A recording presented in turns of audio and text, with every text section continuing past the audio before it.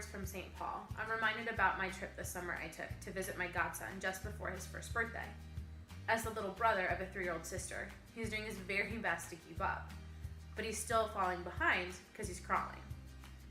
But he's very curious, very adventurous, and as such, has been taking great strides to try to stand and walk. Not so much success has come from this, but the minute he falls down and the crying starts, myself or one of his parents come rushing in to offer gentleness. Through this whole stage of learning to walk, and really parenting in general, it requires patience, lots and lots of patience. But in the end, in those moments where they finally succeed, now that he's finally started walking and even to the point of getting on a skateboard, there's joy in his face that's then reflected in our own. I imagine in a lot of ways that this is how St. Paul felt about the community in Thessalonica. Little context here. The town that Paul had ministered to, Thessalonica, was a port city, hub for trade and travel, transportation, exchanging of ideas and thoughts and beliefs. So Christianity took hold very quickly here, but also at the same time suffered a lot of persecution.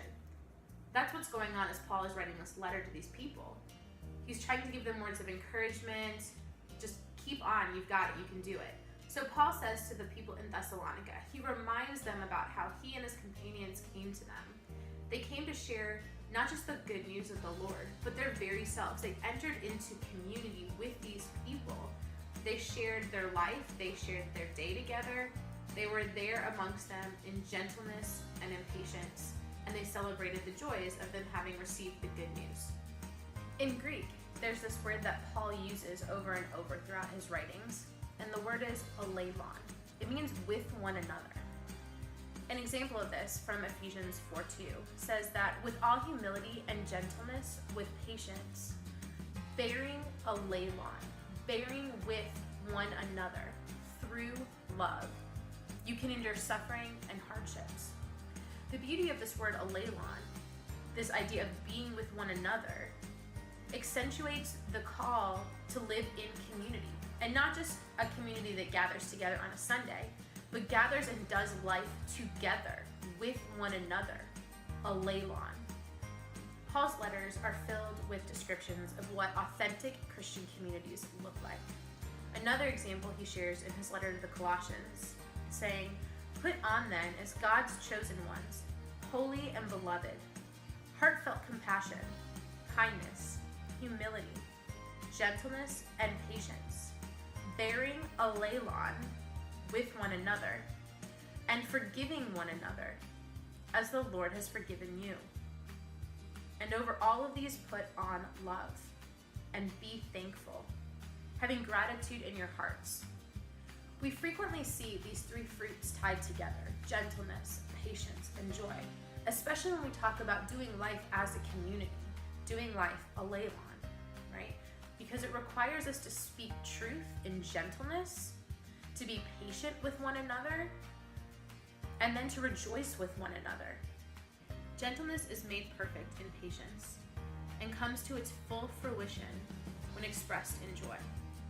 Certainly Paul felt a lot of joy when he saw the Thessalonians have that aha moment when they encountered God and changed their entire lives as a result. It made those moments of toil and drudgery, as he talks about, worthwhile, because he knew that the greater purpose was in seeing other people come to God, even if it took time. And that's where Paul is a great testimony and witness to us of gentleness and patience when sharing the good news. The last couple of weeks we've been spending together in community, not unlike the church that Paul was with in Thessalonica. We may not be in Thessalonica, but God has created us for community from the very beginning in Genesis, when he said that it was not good for man to be alone. I hope and pray that the last few weeks for you in this small group community has been fruitful and will continue to be so as you guys do life aleilon.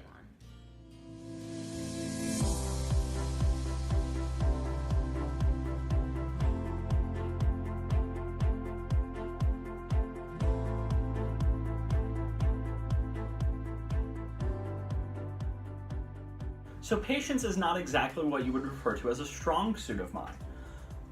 Many family and friends have commented that when we're playing tabletop board games together, the only way that they know that I'm going to start my turn by attacking another player is because that's usually the only time I wait for the player before me to actually finish their turn. Right? As soon as I know that your actions aren't going to be of any relevance to how I'm going to conduct my turn, then I'm starting my turn. Doesn't even matter if I can know that the guy next to me isn't going to matter either. I've gone 2 or 3 people ahead for it. Clearly, patience is a fruit I can work on. And I'm going to be honest, there have been times where I've not wanted to pray for patience. Mainly because of my experience, God has not given me actual patience per se, but merely opportunities to grow in patience. We're called to wait. We're called to patience. Advent, we were reminded as a church that there are times where we have to wait and we have to be patient. And we're called to patience in an imperfect world. A world filled with famine, war, suffering, disease. But patience isn't sitting on the sideline while our sisters and brothers in other parts of the world suffer. No, it's not that. It's not waiting for somebody else to come around and fix the problem. That's not patience. Patience requires interaction because the solutions and the challenges that our world faces, if we want to make our earth like God's heaven, there are some things we're going to have to tackle. And that's going to require us to work together, and that is going to require patience.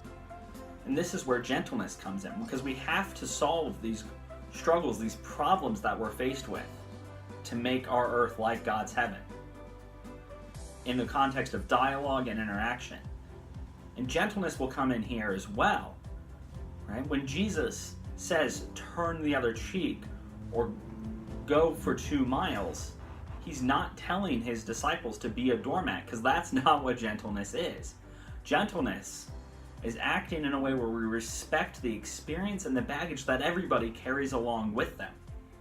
Gentleness is approaching a situation presuming that while you bring something to the table, you have much more to learn from the other people at it with you.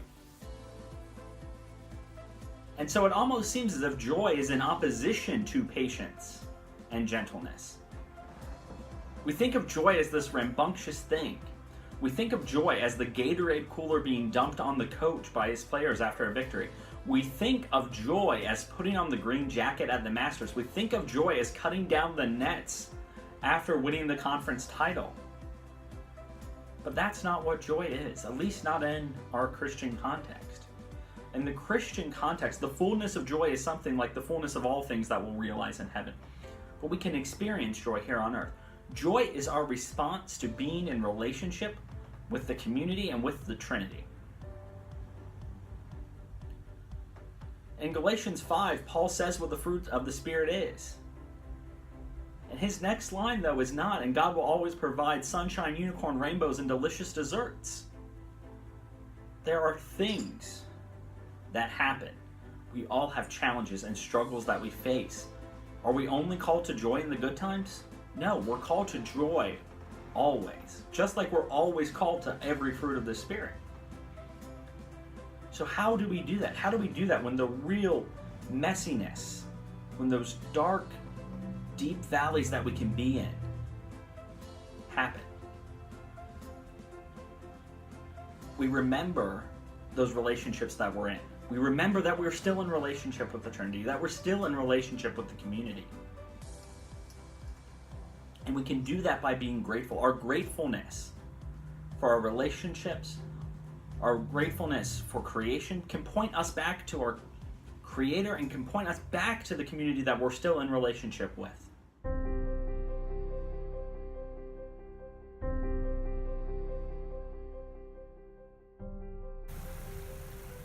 Our togetherness, our elan, it doesn't always work out the way that we want it to.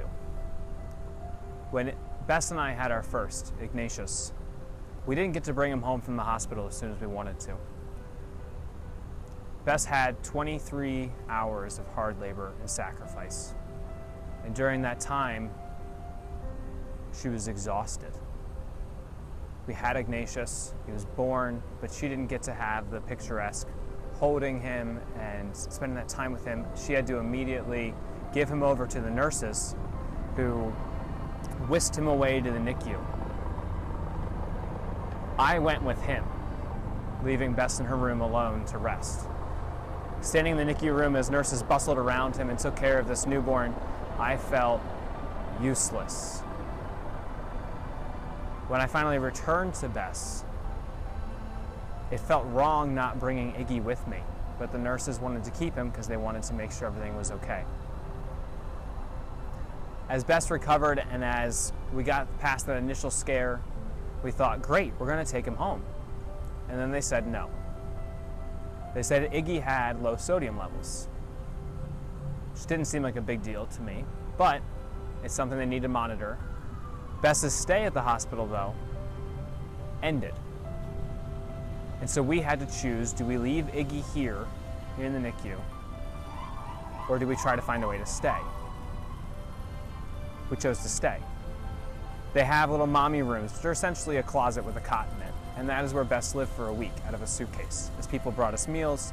And every 2 hours on the dot, she would trek down to Iggy's room to try to feed him, whether it was the middle of the night or the middle of the day.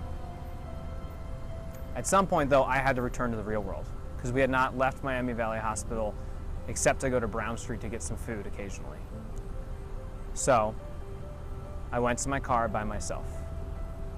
I drove home by myself. I went in my back door by myself. And I sat at my dining room table and cried by myself.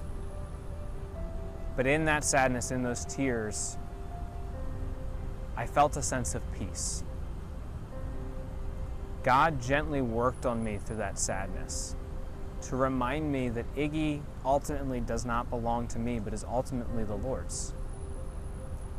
In that gentleness, in that sadness, I was reminded to be patient with the Lord's timing and to look for joy and to find joy in the support that people had shown us, to find joy in the patience that my coworkers, our family, our friends had shown us, to find joy in the patience of the doctors and the nurses who put up with stressed out, sleep-deprived parents who just want to take their kid home, to find joy in the closeness that this trial had brought between Bess and I. And I found joy sitting at that table, realizing I was not alone. Bess and I were not going through this alone. Our Leilon looked different than we wanted it to be, but we still had a togetherness that wasn't broken.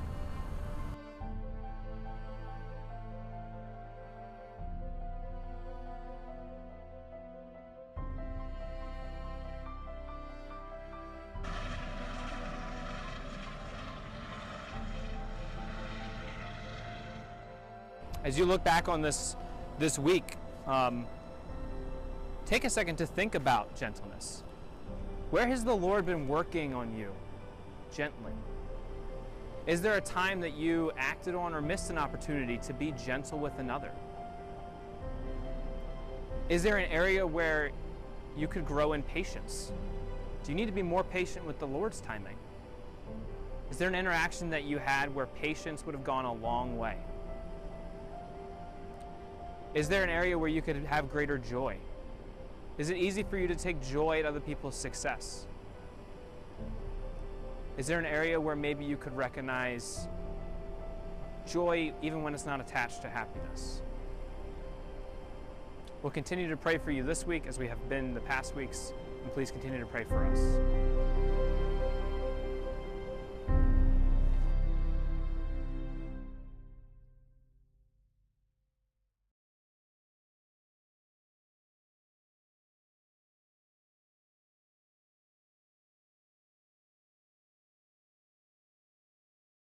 Well, the video will said. Right? And that's what you're talking about? You're asking us what